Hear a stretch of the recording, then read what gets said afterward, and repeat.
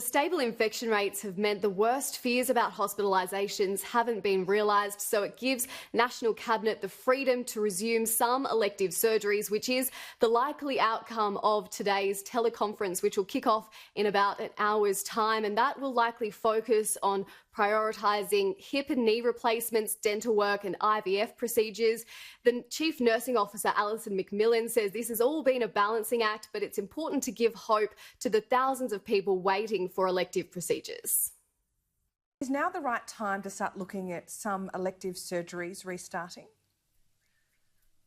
Absolutely, and we've always been considering the balance between the impact of cancelling a great deal of the surgery on the community and COVID-19 and making sure we've got that balance. So now, as you've heard, we are starting to consider the sort of things that need to be done that won't have a huge impact on our PPE stores, but will have a massive benefit for those patients who've been waiting for this important surgery. Tom, another balancing act is deciding when and how to start lifting those social restrictions. Leaders don't want to move too quickly and risk a spike in infections, and they're likely to start with retail rather than pubs and clubs, although those measures will remain in place for at least the next 3 weeks. Tom?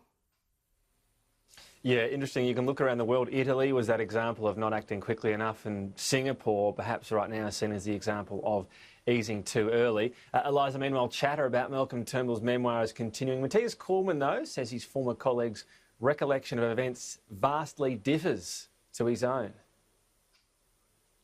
Yeah, one of the most explosive claims in this autobiography relates to comments allegedly made by Matthias Cormann urging Malcolm Turnbull to give in to those colleagues agitating for a change in leader during that infamous leadership spill week in August 2018, although the Finance Minister this morning saying his recollection vastly differs to Malcolm Turnbull's. Matthias said to me in the Prime Minister's office, he said, "You have to give in to the terrorists." If Cormann basically rescued Dutton's coup, and he did so, well, why? Why did he do it? Presumably because he wanted Dutton to be Prime Minister. He certainly didn't want Morrison to be Prime Minister, that's for sure. Well, look, Malcolm presented his version of history. It substantially differs from my very clear recollection of events, but I'm just not going to get distracted by this. Tom, Matthias Cormann isn't the only one hitting back at claims in Malcolm Turnbull's book. The former Prime Minister, Tony Abbott, has been out this morning defending his former Chief of Staff and Sky News commentator Peta Credlin, following criticism of her role in the Abbott government by Malcolm Turnbull.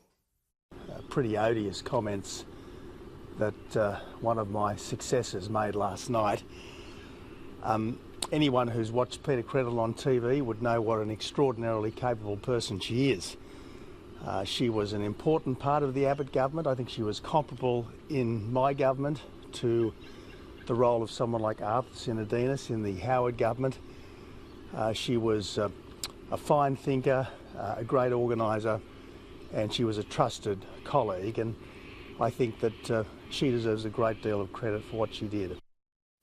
So, Tom, controversy around this book continuing, and it's likely to continue to be an unwelcome distraction for the government.